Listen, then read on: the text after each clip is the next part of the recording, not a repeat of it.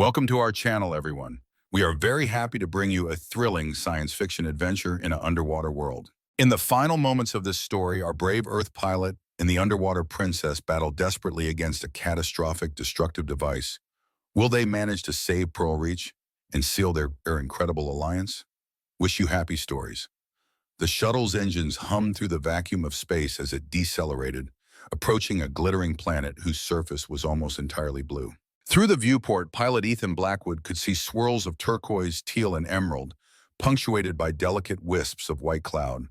If Earth was often called the blue planet, then Oceania deserved a name far more profound, perhaps infinite blue or oceanic jewel. Ethan, a lieutenant in Earth's multinational Space Corps, felt both excitement and nerves crackle in his chest. His duties were straightforward enough: safely land on Oceania, assist the diplomatic delegation, and help negotiate the exchange of advanced oceanic dome technologies that Earth desperately needed. But deep down, he suspected there was more to this mission than simply signing documents. He had read the background. Oceania was inhabited by the Aqualis, an aquatic species adapted to live under massive oceanic pressure. They possessed advanced genetic knowledge for breathing underwater and had created sprawling bubble cities deep beneath their planet's surface. They lived in symbiosis with marine life that Earth scientists had only begun to imagine. While most delegations required amphibious suits, the Aqualis themselves were known to be able to survive in air for certain periods, a testament to their adaptability. The shuttle's control panel flashed softly. Earth's ambassador to Oceania, Dr. Mariam Rousseau, leaned toward Ethan with a bright smile. "Lieutenant Blackwood," she said, her voice calm, "will be entering the upper atmosphere in approximately 2 minutes. Initiate re-entry protocols." "Understood, Ambassador," he responded, hands steady over the console. His posture was textbook perfection, but his heart gave a small jolt when the blazing friction of atmospheric contact lit up the edges of the shuttle. The flicker lasted only a moment before they were through. Another voice, calm and authoritative, came through the comm system. It belonged to Kiera Shaw, Ethan's co-pilot. "Sensors confirm an oceanic docking platform at the coordinates we were given," she said. "The instructions are to land there before being escorted underwater by the Aqualis themselves." Ethan looked at the readout. A large, circular structure indeed hovered upon the ocean's surface, shimmering under the sun like a giant pearl. This was apparently an Aqualis above water station, built to receive off-world visitors. In all of Earth's expansions and treaties, only a handful had begun in as surreal a place. He guided the shuttle down, feeling his stomach clench in anticipation. Everything about this mission glimmered with significance: bridging two civilizations, forging an alliance to share resources and technology, ensuring that Earth's future space colonization would learn from Oceania's mastery of living underwater. As the vessel's landing struts made contact with the platform, the thrusters powered down. Ethan exhaled, a smile of relief touching his lips. He was ready to greet the unknown, ready to explore the city below, and ready to prove that humankind could adapt anywhere. Little did he know, in less than a day's time, a simple reflex would change not only his life, but also the fate of both worlds. Chapter 1, New Horizons. The canopy of the shuttle opened to reveal clear skies and the gentle roar of waves. When Ethan stepped out, the salty breeze pressed against his flight suit, instantly reminding him of Earth's own seaside. Only the scent here was sharper, an undercurrent of alien minerals. A platoon of Aqualis and human representatives stood waiting. The Aqualis were tall, lean, with smooth, opalescent skin that glimmered as if coated in a thin film of translucent scales. Their hair, or what passed for hair, looked like extended filaments that rippled in the breeze, slightly damp. Most wore form-fitting bodysuits with swirling patterns reminiscent of coral reefs. They walked erect on 2 legs, but he could see subtle gill-like slits along their necks. At the forefront of the group was High Envoy Keelan, who had established contact with the Earth's diplomatic corps months prior. Keelan offered a formal bow, an elegant gesture signifying respect. "Welcome, Earth delegates," Keelan said in fluent interplanetary common. "We are honored to have you here. Please join us. We shall guide you below." Ethan recognized Dr. Mariam Rousseau stepping forward, taking Keelan's hand in a respectful clasp. Earth dignitaries and Aqualis alike exchanged greetings. The synergy of two cultures, both curious and slightly wary, moved together toward an elevator-like mechanism that would lower them into the undersea domain. The platform hissed and started its descent. Through thick, transparent walls, Ethan watched as water rose, swallowing them in a gradient of deepening blue. Soon, they were fully submerged.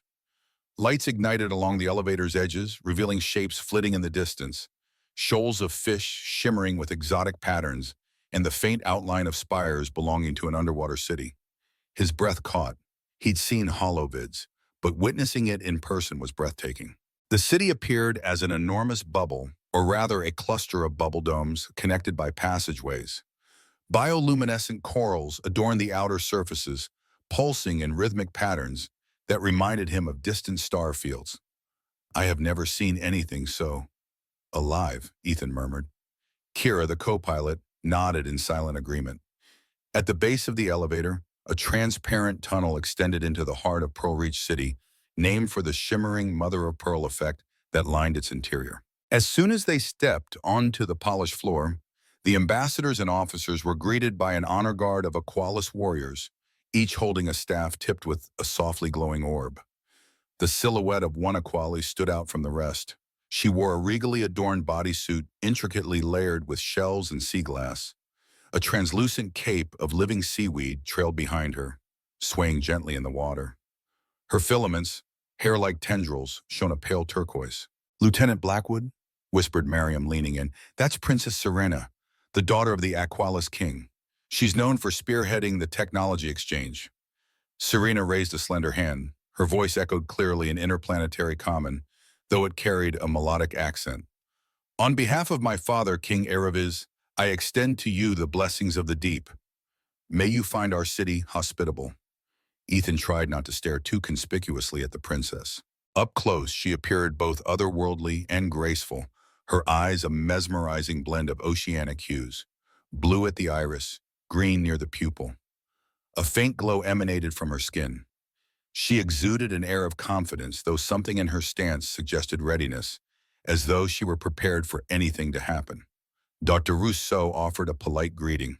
Formal pleasantries followed. Soon the Earth delegation was ushered toward living quarters designed to accommodate human physiology. The domes regulating the atmospheric composition were comfortable, with pressure only slightly higher than Earth's standard, preventing motion sickness or diving sickness. Ethan noticed everything was saturated with life.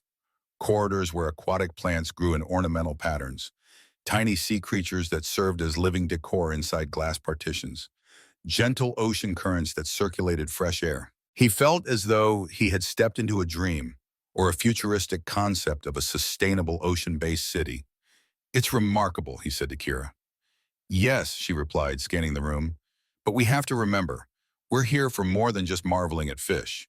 We need to show them we can be reliable partners." Ethan nodded.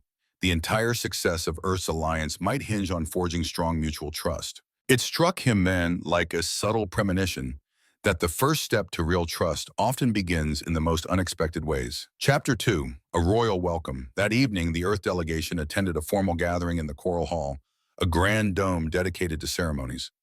Pillars of living coral soared up into the overhead vault. Bioluminescent anemones and starfish dotted the structure, casting soft lavender, cyan, and golden light. The hall was large enough to accommodate hundreds of guests from both species, people milling about, sampling Aqualis cuisine and conversing in quiet corners. At the front dais, King Ereviz himself stood, tall and slender, with regal poise. Though aged in comparison to most Aqualis, his eyes shone with a fierce intelligence. Seated beside him was Princess Serena, flanked by royal attendants. The highlight of the evening, however, was the unveiling of the dome technology blueprint, a means for Earth to replicate the bubble cities, enabling underwater settlements or expansions on Earth or other watery planets. "We have come a long way to share this," announced King Ereviz in a deep, resonant tone. "Long have we guarded our knowledge, for fear it would be misused. But in your quest to care for your homeworld, we see hope that we might walk side by side. Let this feast be a symbol of our willingness to build something greater than either of us could do alone." Applause broke out. The king gestured, and an array of unique dishes was brought out. Ethan found a seat among the Earth delegation, near some Aqualis advisors. Despite the refined setting, he was eager to explore the local delicacies. Plates of shimmering sea plants, phosphorescent crustaceans, and bowls of bright green algae-based soups were placed on the long table. Timidly, Ethan tried a nibble of what looked like a spiced kelp roll. The flavor was salty, slightly sweet, with hints of citrus. "It's good," he remarked with surprise. Others around him shared murmurs of agreement. The Aqualas had evidently perfected oceanic cuisine. To his further surprise, a hush fell across the hall. Princess Serena descended from the dais, moving gracefully. She wore a subtle expression that was neither entirely formal nor overly friendly. It was measured, curious. When she reached Ethan's portion of the table, she inclined her head politely. "Pilot," she addressed him directly, "I'm pleased you find our fare pleasing." Ethan rose to his feet, bowing respectfully. "It is beyond what I expected, Your Highness. Everything here is extraordinary." She studied him for a moment. Her eyes flicked to his uniform, picking out the insignia with interest. "You are Lieutenant Ethan Blackwood. I'm told you have traveled great distances and weathered many cosmic storms to join us."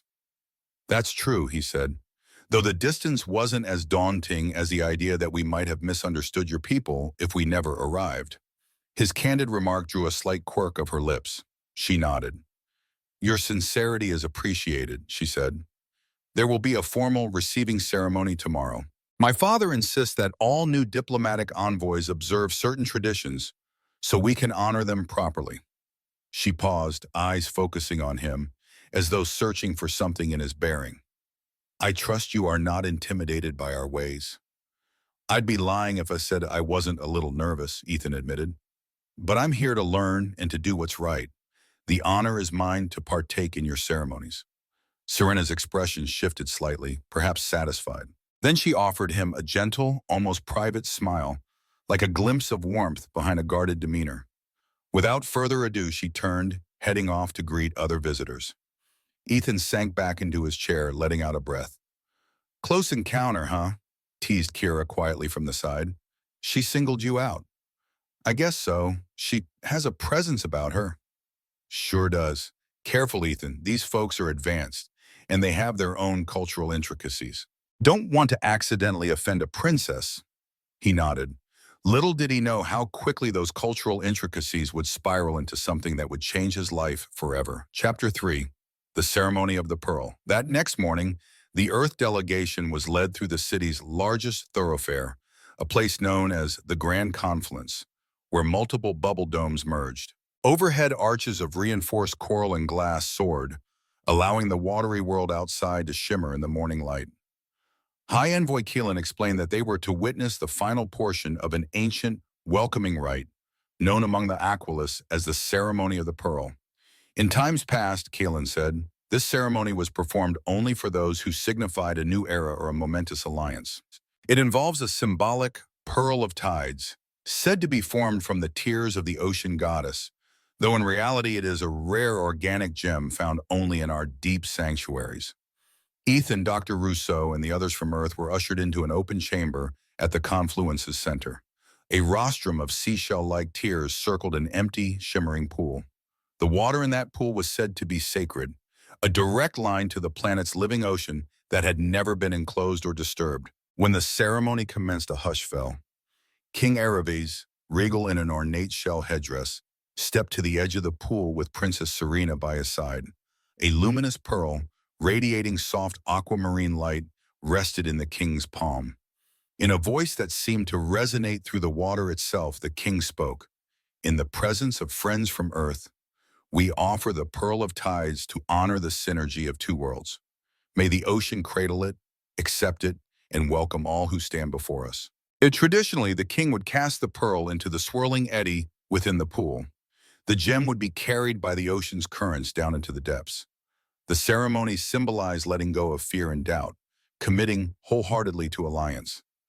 "Behold," Princess Serena added, "when my father throws this pearl, it is carried by the swirl into the unseen. None are meant to intercept it. If anyone does," she paused, her tone almost playful, "legend states they have been chosen by the deep to unite with the royal line."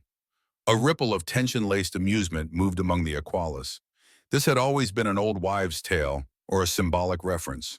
No one ever seriously caught the pearl. The swirl was too swift, the gem too slippery, and the tradition obviously discouraged any attempt. But as the king heaved the pearl into the pool, a bizarre chain reaction of events occurred. The swirl of water shifted unexpectedly, perhaps due to an undersea tremor. The swirling eddy pivoted, and the pearl shot up at an unexpected angle, straight toward the group of Earth delegates standing at the side. Most stepped back in shock, but Ethan's reflexes, honed by countless hours of flight training and zero-G maneuvers, kicked in. He saw the pearl streaking directly toward a startled Earth technician. Without thinking, he lunged forward to block it from hitting her in the face. His palm closed around the pearl before it could clatter to the ground. A stunned silence swept the chamber. The swirling water stilled, as if the ocean itself held its breath. Ethan stood there, heart hammering, holding the luminous gem. He felt its warmth, or was it a subtle energy pulse? The next wave of realization struck him. He'd just caught the pearl of tides. In front of him, Princess Serena's eyes went wide.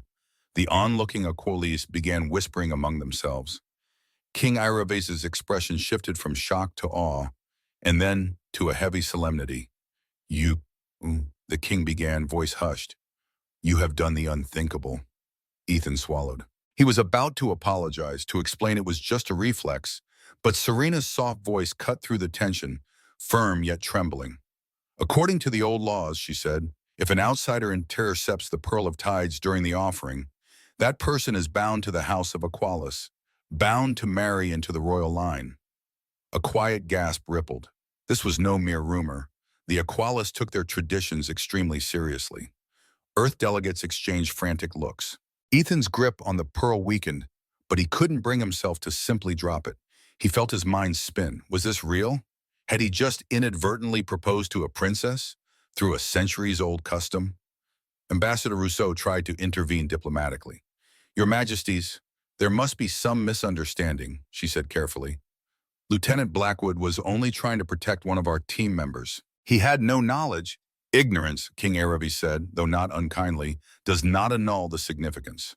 The old laws are quite clear." Serena took a step forward, her gaze locked on Ethan.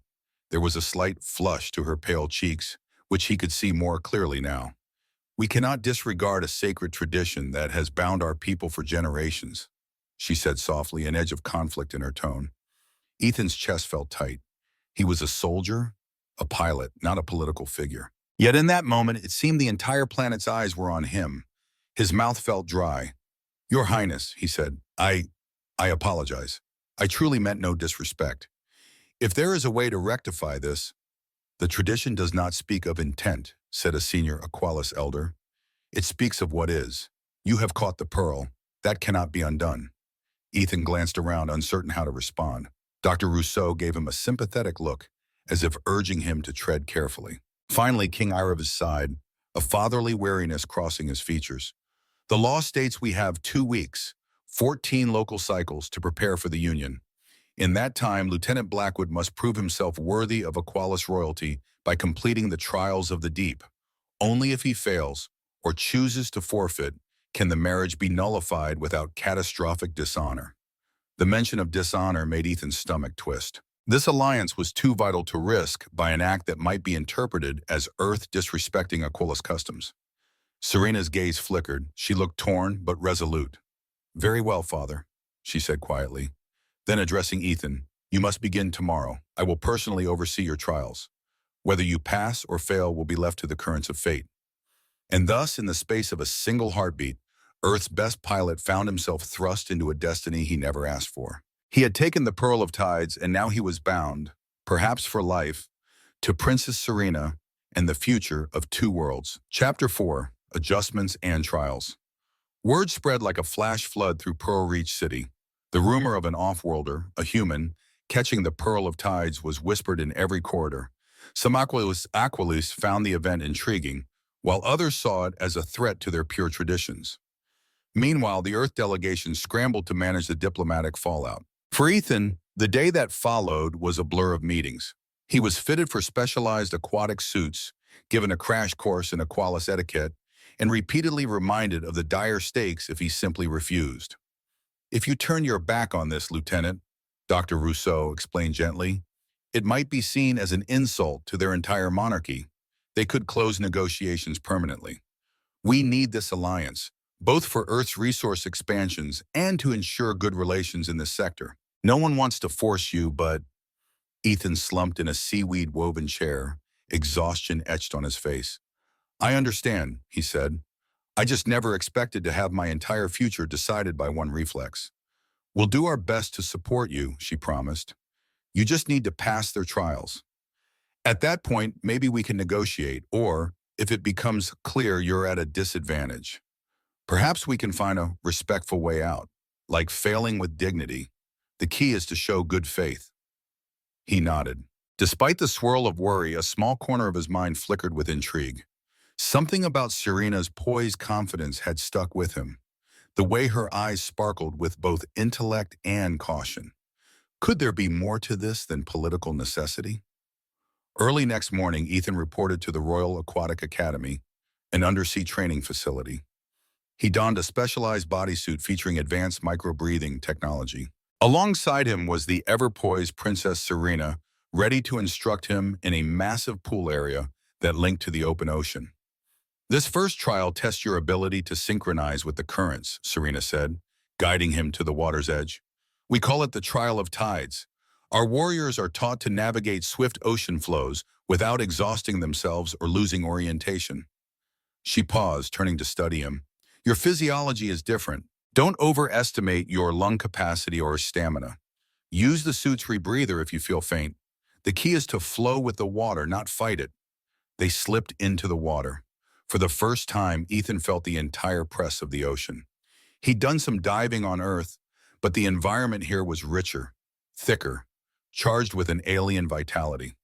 Follow me, Serena instructed. She shot forward with graceful strokes, her filaments trailing behind her. Ethan tried to keep up, though each movement felt like pushing through a fluid heavier than he was used to. The course was a labyrinth of reef-like structures, full of swirling currents that changed direction unpredictably. Serena demonstrated how to angle her body, how to sense the shift in water flows. Ethan attempted to mimic her. He floundered at first, thrashing as a sudden eddy yanked him sideways. Relax, Serena called from ahead, swimming back to adjust his posture. If you tense, you become a solid wall the current pushes. But if you angle your limbs just right, you become one with it. Despite water muffling her voice, the sincerity in her tone was clear. She wasn't mocking him. She genuinely wanted him to succeed, or at least to learn properly. Bit by bit, Ethan improved. By the second circuit, he managed to harness the flow, drifting through coral arches with minimal effort. A group of onlooking Aqualis scouts watched from the perimeter, occasionally whispering among themselves about the human outsider. After nearly an hour, he emerged from the water, panting but not defeated. Serena surfaced beside him. You've done well for your first attempt, she admitted, brushing water from her face. Far better than I expected. I had a good teacher, Ethan said, glancing at her, though I'm sure there's more to these trials than just swimming. A faint smile curved her lips. Indeed, but the fundamentals are the same. Learning to adapt, to read the environment. That is at the heart of every trial. A subtle tension hummed between them. Neither voiced it directly, but both felt the bizarre circumstances forging an odd sense of camaraderie. The trial of harmony. After a brief rest, Serena led Ethan to a deeper section of the academy. The water's hue darkened as they descended, lit only by streams of luminous algae trailing along the walls. At the center, they found an underwater orchard of tall, ribbon-like sea flora. This is the trial of harmony, she explained. Here, you must attune your senses to Oceania's living heartbeat. We aqualists do this by submerging ourselves among these singing kelps, letting their resonant frequencies guide our minds. Singing kelps? He repeated, raising an eyebrow. Serena swam closer to the swaying ribbons. Indeed, as the currents moved, the kelp strands vibrated, creating faint musical hums. Each strand resonates at a slightly different pitch, she said. When we concentrate, we can detect a combined melody that mirrors the planet's rhythms. If you can align with those frequencies, the kelp will glow in acceptance, acknowledging your presence as part of Oceania's tapestry. She demonstrated by shutting her eyes, lightly resting her hands on two strands. Slowly, the kelp glowed a soft blue, The music intensified, resonating with her internal pulse. "It's beautiful," Ethan said softly, though he couldn't quite hear the full melody. Serena beckoned him forward. He placed a tentative hand on one strand. At first, no reaction, just a faint hum. "Steady your breathing," she whispered, drifting beside him. "Feel the water. Let it carry your heartbeat outward." He tried to focus, ignoring the muffled pounding of his heart. He inhaled, exhaled, letting the ocean cradle him. Gradually, the hum of the kelp began to vibrate through his suit, into his body. Without warning, a swirl of color rippled across the kelp, but only for an instant, then vanished. "That's a start," Serena encouraged. "Relax your mind further. Don't impose your will on it. Let it guide you." Minutes passed in silence. Slowly, the swirling hue returned, this time persisting a few seconds longer. Ethan's eyes fluttered open. The glowing algae illuminated his face. He could hear a faint chorus of tones in his head, as though the kelp sang directly into his mind. His chest felt warm, an indescribable sense of belonging. Then it faded. Serena gave him an approving look. "You achieved partial resonance. Few off-worlders do so on their first attempt." "Partial resonance," he echoed. "Is that enough to pass?" She hesitated. "It is enough to move forward, but I'd suggest you keep practicing." He nodded. The subtle praise in her tone made him grin slightly. She wasn't humiliating him or setting him up to fail. This was genuine guidance. As they drifted away from the orchard, Ethan realized he was beginning to appreciate the planet's wonders. Despite his forced predicament, there was a quiet thrill in discovering this unique aquatic culture. Chapter 5. Whispers in the Currents. That evening, after a long day of training, Ethan returned to the special human quarters. He had expected to collapse into bed, but Dr. Rousseau and Kiera awaited him, expressions tense. "What's wrong?" he asked. Kiera folded her arms. "We've been hearing rumors," she said gravely. "Not everyone in Aqualis is pleased with your involvement. Some extremist groups sees this as a desecration of their traditions." Ethan frowned, remembering the uneasy stares from some of the Aqualis. "Do we know their motives?" "They're called the Purists of the Abyss," Dr. Rousseau explained quietly. "A secretive faction that believes in absolute autonomy for Aqualis, no alliances, no dilution of their culture. They fear this union, or even the possibility of it, would mix bloodlines. We have intel that they might try to sabotage your trials." Ethan felt a cold weight settle in his stomach. This was more than just a set of ceremonial tasks. Now it was a battleground of tradition versus modernization. "The King and Princess Serena have enough influence to keep me safe, right?" he asked, though he wasn't entirely sure. Rousseau shrugged. "In theory, yes, but we can't be naive. Stay vigilant. Remember, you represent Earth's presence here, but your personal safety is paramount too." He nodded, thankful for the warning. He'd been through tough missions before, pirated raids on Mars, security runs near Saturn's rings. Yet none had demanded he navigate the murky waters of politics and an alien courtship. "I'll keep my eyes open," Ethan promised. That night he found little rest. Each time he drifted to sleep, he saw flashes of swirling water, luminous pearls, and the unwavering gaze of Princess Serena. In the dream, she stood at the center of a vast oceanic storm, beckoning him forward, or warning him away. Chapter 6. Leviathan's Shadow. Early the next morning, Princess Serena summoned Ethan to a remote edge of Pearlreach City. A series of connected bubbles extended outward, culminating in a wide observation platform that jutted directly into the ocean. "Why are we here?" he asked, pulling at the collar of his suit. Serena gestured toward the faint outline of deep water beyond the bubble's transparent walls. "Your third trial, the Leviathan's Shadow. It's a test of both courage and compassion. The Aqualis have coexisted with large sea creatures since ancient times. Among them are the Leviathans, massive whale-like beings with the power to create currents that shape our reefs. One such Leviathan, called Theros, patrols these waters." She drew a breath, letting the seriousness settle in. "Traditionally, one seeking acceptance by our monarchy must demonstrate they can face Theros with respect, earning its trust or at least its neutrality. In ancient times, capturing a scale or tooth was proof of bravery, but we no longer permit harm to these creatures.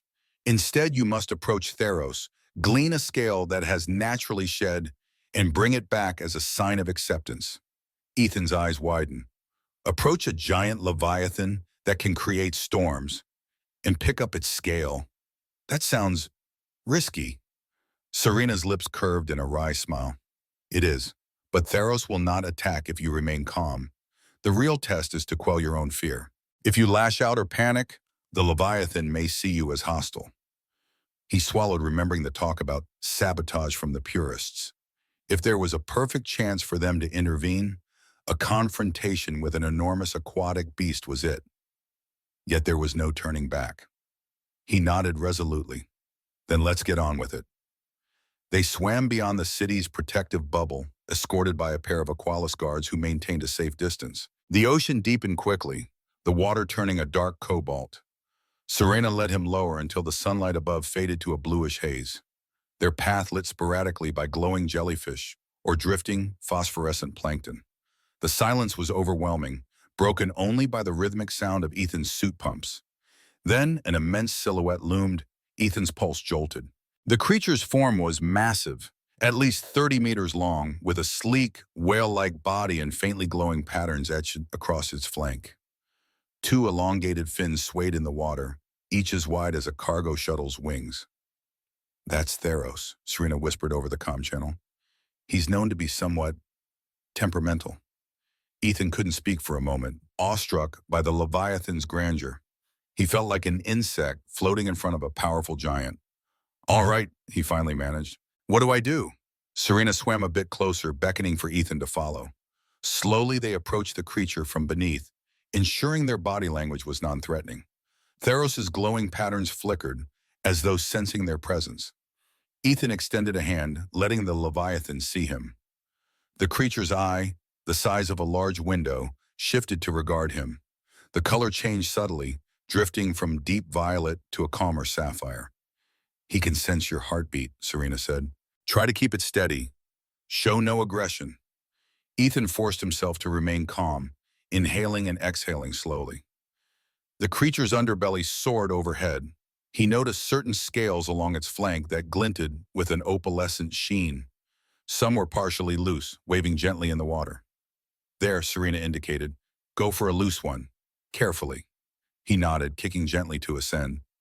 Reaching out, his gloved fingertips slipped under the edge of a scale that was barely attached. The Leviathan stirred but didn't bolt. "Easy," Ethan murmured, carefully easing the scale free. A shimmering disc about the size of a dinner plate drifted into his hand. At that moment, a sudden crack echoed through the water. One of the distant Aqualis guards cried out, a strangled noise over the comm. Whirling around, Ethan saw a flash of light and an erupting swirl of sand. Some kind of underwater projectile had slammed into the seabed near them. "Sabotage." Theros roared, a deep, resonant call that vibrated Ethan's ribcage. Serena gasped, signals of shock flooding the comm. The Leviathan's body convulsed, stirring the ocean in a churning vortex. In a split second, Ethan realized Theros believed it was under attack. The monstrous tail lashed, stirring up a violent current. "We have to calm him," Serena exclaimed. "If he panics, he'll destroy half the reef, and us with it." Ethan clung to the scale in one hand while straining to remain near the beast. A shadow flickered. Some Aqualis figure, masked, swimming near the seafloor, launching another projectile in Theros' direction. They wanted to enrage the Leviathan further. "I'll handle the attacker," Ethan shouted. "You calm Theros." He kicked downward, chasing the masked figure. The saboteur moved with impressive agility, weaving around rocky outcroppings. Ethan had no specialized weapon except for a short wave blade attached to the suit for emergencies. He withdrew it, feeling an adrenaline surge. The saboteur angled upward, firing a small harpoon gun. Ethan dodged behind a coral pillar, the shot embedded in the stone with a burst of dust. "Kira, come in! We're under attack!" Ethan shouted over the comm, though it was unclear if it reached the human quarters. He circled around the outcropping, surprising the saboteur from behind. With a swift maneuver, he knocked the harpoon gun aside and swung his blade, cutting a piece of the saboteur's harness. The figure jerked away, a muffled snarl escaping. Ethan glimpsed a symbol on the saboteur's chest plate, a stylized swirling wave with a slash through it. The insignia of the purists of the abyss? "Stop," Ethan commanded, though underwater. His voice came out more like a sharp bark. The saboteur lunged, aiming a small energy baton at Ethan's torso. Ethan managed to deflect with his blade, but the baton sparked against his suit, sending a jolt that made him grit his teeth. Just then, a giant surge of current swept them both sideways. Theros was thrashing in the distance, and Serena's voice crackled. Ethan, I can't contain him alone. He's confused, in pain. Ethan grunted, regaining orientation as the saboteur tried to flee. Weighing the risk, he realized capturing the attacker was secondary to preventing a catastrophic meltdown. He let the saboteur slip away into the swirling darkness. He raced him upward, finding Serena near Theros' head, sending out a series of melodic calls. The Leviathan was still distressed, swiping its colossal fins. Another swirl of current hammered Ethan's body, tossing him like driftwood. We have to show it. We're not a threat, Ethan gasped, forcing himself forward. What if we... He thought of the singing kelps. The Leviathans presumably responded to sonic vibrations. Serena! Make it remember your presence, your melody. I'll back you up. She nodded, sending out another series of melodic clicks and hums that Ethan guessed were part of a Qualis ritual. He joined in, though he had no idea how. He just emitted a low hum through the suit's external speaker, trying to harmonize with the pitch she used. The Leviathan's roars gradually subsided, replaced by a rumble of confusion. Slowly it calmed, circling them warily. Serena beckoned to Ethan, guiding him closer. Gently, she urged, show Theros you still have the scale. It's a symbol of peaceful approach. Ethan raised the shimmering scale, letting the creature see it. He carefully patted Theros' flank with his other hand, trying not to tremble at the sheer immensity. At last, the Leviathan let out a long, almost mournful sigh. Its eyes closed halfway, body relaxing. It drifted slightly upward, away from the site of conflict. Serena exhaled in relief. He's letting go of his rage. For a breathless moment, they hovered in the quiet gloom. Then, with a gentle flick of its tail, Theros glided away into the deep, vanishing like a living submarine. Ethan and Serena locked eyes, hearts pounding. We did it, he muttered, voice thick with relief. Yes, she agreed softly. We did. Chapter 7. The Depths of Truth. Word of the Leviathan incident spread like wildfire. Although there was no public announcement about the saboteur, the tension in Pearlreach City thickened. Everyone sensed that the Union was under threat from internal forces. King Irives called an emergency meeting in a private dome within the royal complex. Serena, Ethan, Dr. Rousseau, High Envoy Keelan, and a few top Aqualis advisors gathered around a luminous round table. Someone attempted to provoke Theros into rampaging, said Keelan, brow furrowed. Likely they hoped the Leviathan would kill you, Lieutenant, or at least cause such destruction that the king would be forced to reconsider this entire arrangement. Serena's jaw tightened. Such madness. They'd risk the lives of innocent Aqualis just to keep us from forging alliances with Earth. King Aravi studied Ethan thoughtfully. Despite the sabotage, you succeeded in calming Theros. By all accounts, you have passed the Leviathan's shadow trial. Ethan nodded.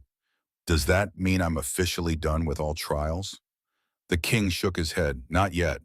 There is one final tradition, a trial that tests your commitment beyond fear or skill. The rite of binding currents. If you complete it, you truly become part of the House of Aqualis. Only then does the marriage ceremony become official. A hush settled.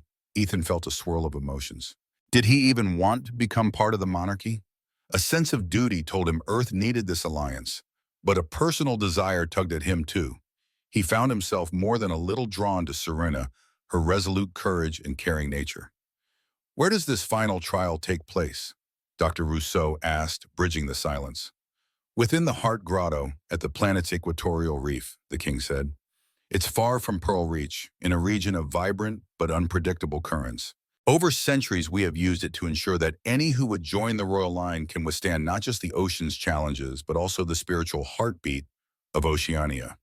He turned to Ethan, eyes grave. Will you submit to this final trial, Lieutenant? Ethan glanced at Serena. She regarded him quietly, her gaze holding a hint of warmth.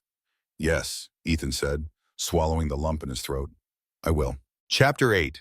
A feast among friends. As if to buoy everyone's spirits before the final challenge, the king hosted a modest feast that evening, less grand than the initial reception, but more intimate. The Earth delegation and certain Aqualis allies, including a few younger royals, shared conversation over a carefully prepared meal. The atmosphere was lighter, perhaps a momentary respite from tension. Laughter occasionally broke out as they told stories of near disasters in Earth's early space travel or Aqualis mishaps with experimental coral structures. Princess Serena, uncharacteristically relaxed, sat next to Ethan. She explained the intricacies of the dish they were eating, thin slices of sea tubers wrapped in translucent fish scales. "We call it moonlit drape," she said. "It's usually served on the eve of a great journey. The scales are said to reflect the wearer's hearts." Ethan found the dish tangy and refreshing. "I have to say," he mused, "your people are masters of aquatic cuisine. I never thought I'd enjoy fish scale wraps." Serena chuckled. The small talk felt strangely normal, a contrast to the swirling ocean of complexity around them. At one point, Dr. Rousseau tapped a glass, drawing attention. "If I may," she said, standing, "I want to offer a toast to the resilience we've witnessed in both our species.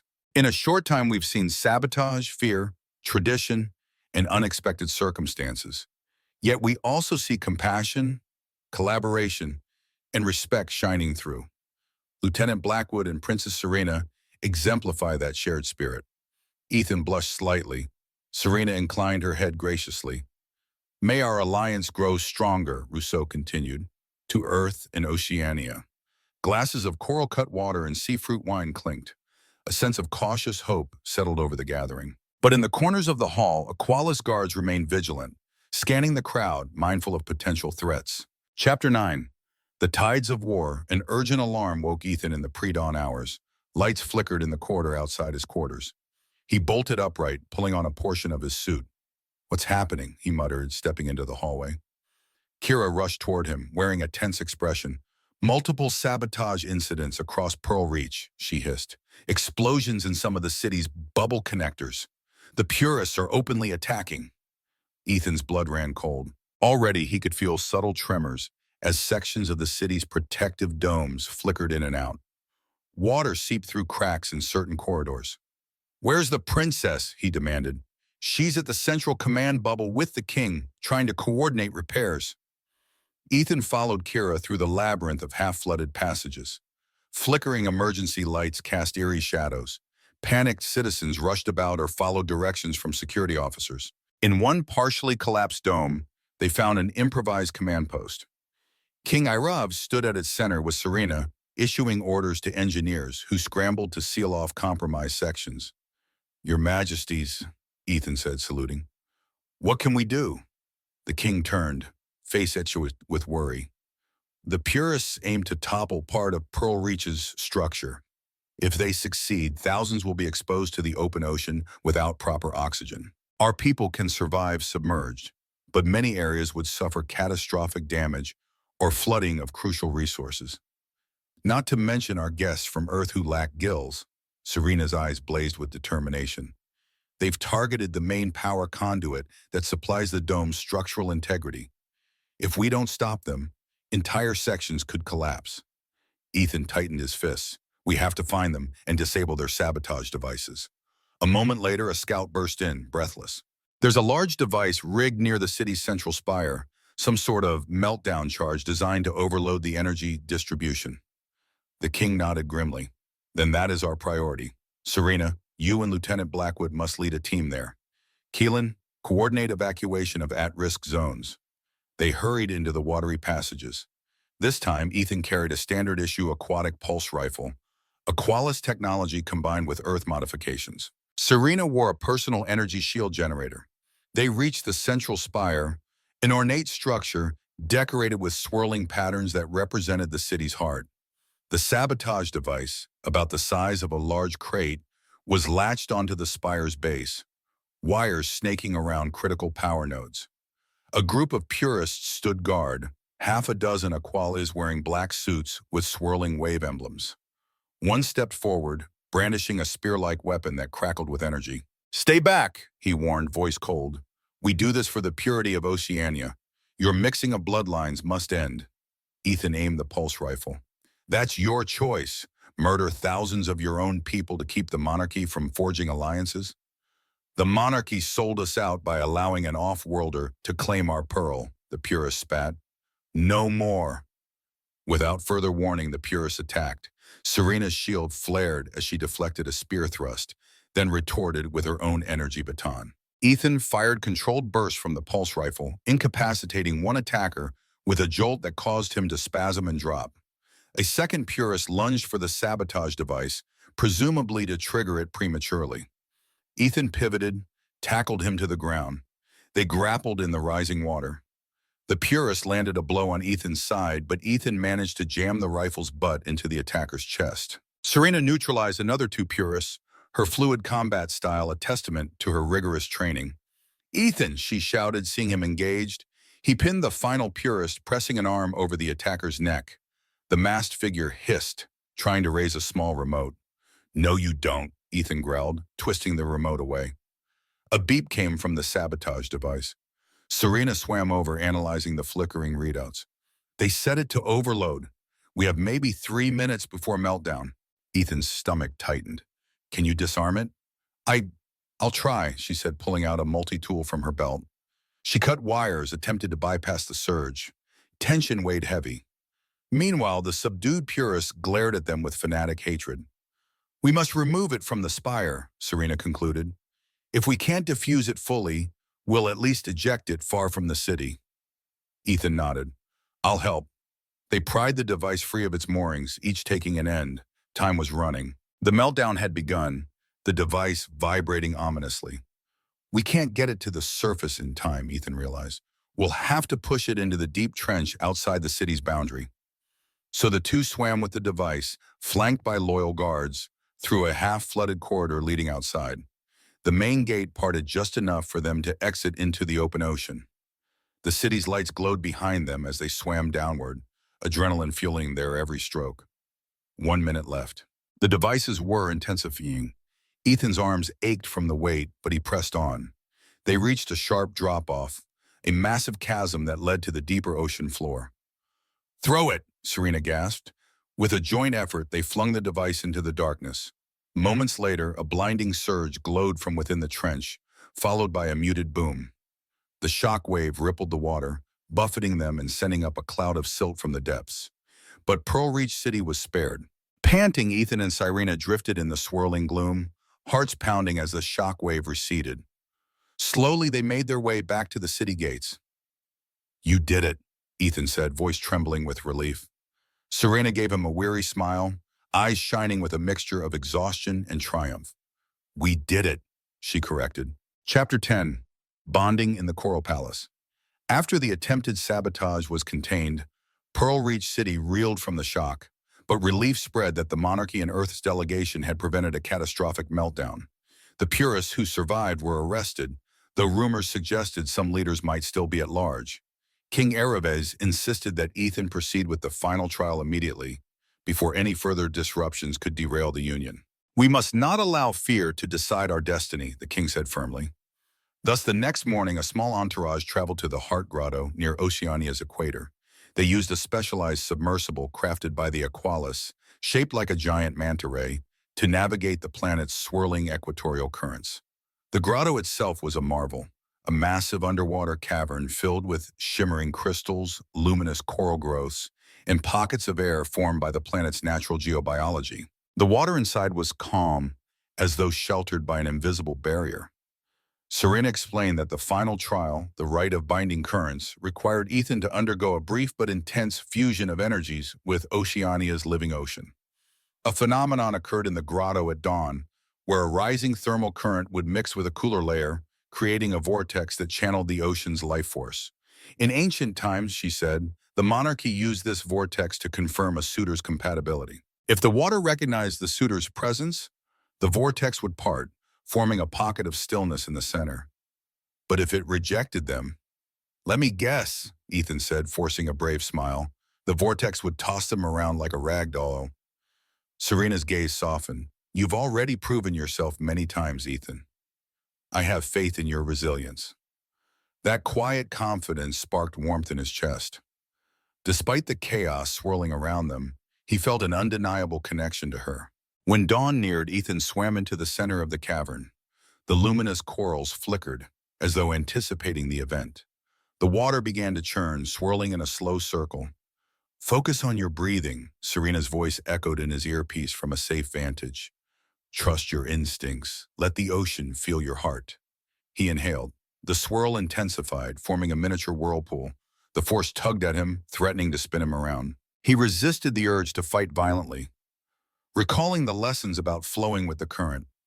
Memories flashed in his mind, the moment he caught the pearl, the harmony orchard, the Leviathan scale, the sabotage.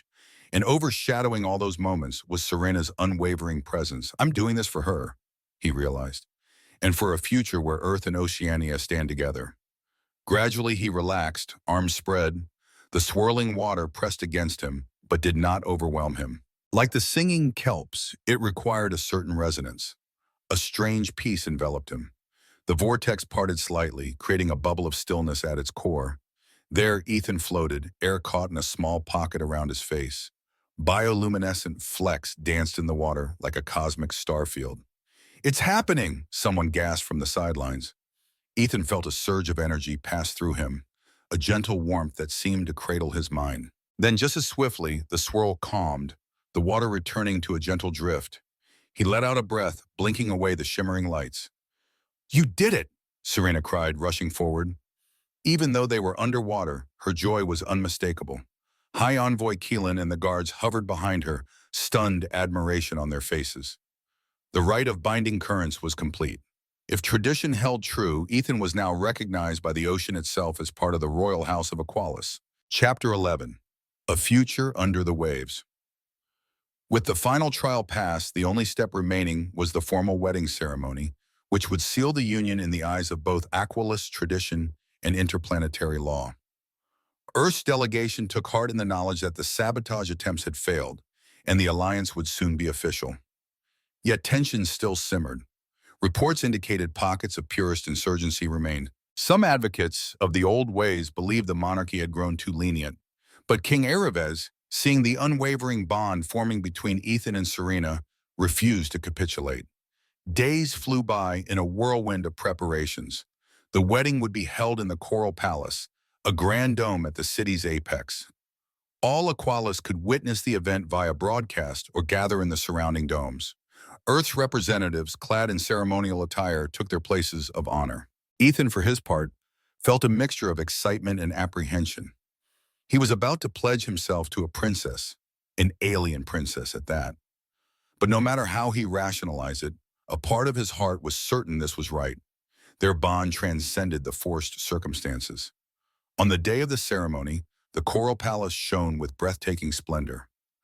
Bioluminescent sea plants wove intricate patterns across the walls. Tame schools of fish circled overhead in carefully orchestrated displays. Rows of Aqualis citizens lined the halls, each wearing garments of swirling designs.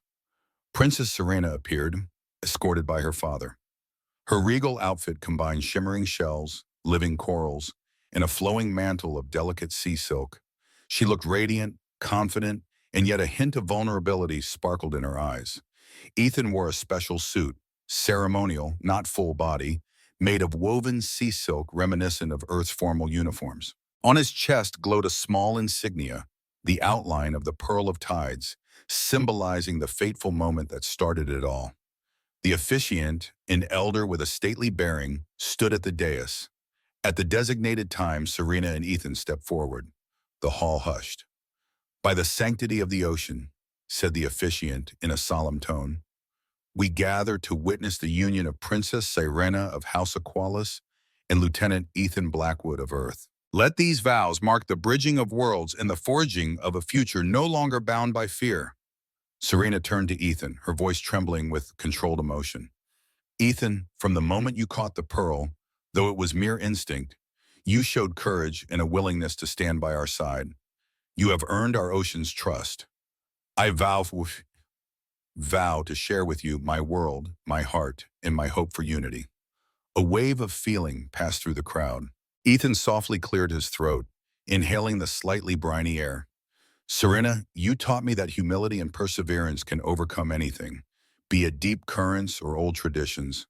I vow to protect and cherish this bond, to respect your culture, and to do my part in building a bridge between Earth and Oceania.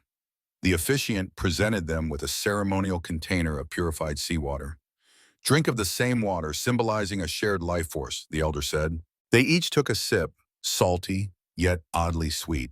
The crowd uttered reverent murmurs. The officiant raised an arm. By the authority vested in me by the monarchy of Aqualis and recognized by the Earth delegation, I declare this union sealed. May the currents of destiny carry you always toward harmony. A gentle chime echoed. The audience erupted in applause, some producing melodic calls that reverberated through the dome. Serena and Ethan exchanged a brief, tender kiss, water droplets clinging to their cheeks. Cheers, music, swirling lights. It was a celebration that would go down in the annals of both worlds. Chapter 12. Epilogue, A Sea of Possibility. In the days following the wedding, Earth's and Oceania's governments finalized the technology exchange.